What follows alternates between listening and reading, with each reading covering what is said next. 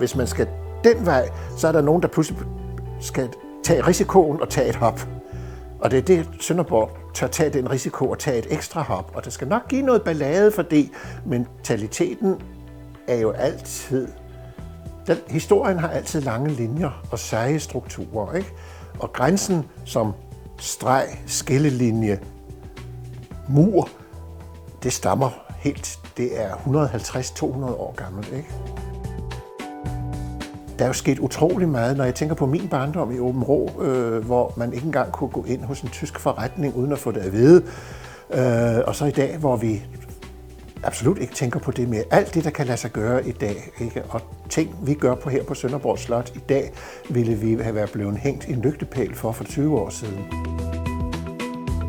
Det, vi skal genopfinde, er i virkeligheden evnen til at bevæge os mellem flere kulturer, flere sprog, flere nationaliteter, uden at vi giver afkald på den dybe bevidsthed om, at det er Danmark og Tyskland. Altså hvis det lykkes, og der tror jeg, at Kulturby 2017 kan være, hvad skal vi sige, den boksehandske, der sætter udviklingen i den rigtige retning, så er vi på det tidspunkt holdt op med at være to udkanter.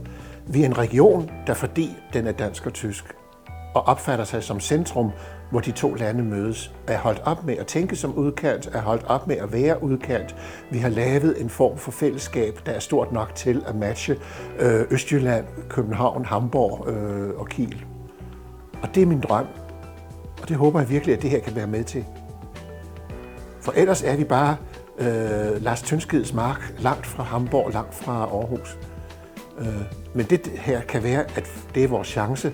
Vi skal slå pjalterne sammen, af Slesvig og Haderslev, og vi skal holde op med at tænke på, om tingene ligger i Tønder, eller i Husum, eller i Sønderborg. Vi skal sige, vi er en grænseregion, det er det gamle Slesvig, det er tysk og dansk, det er helt i orden, men vi tænker fælles.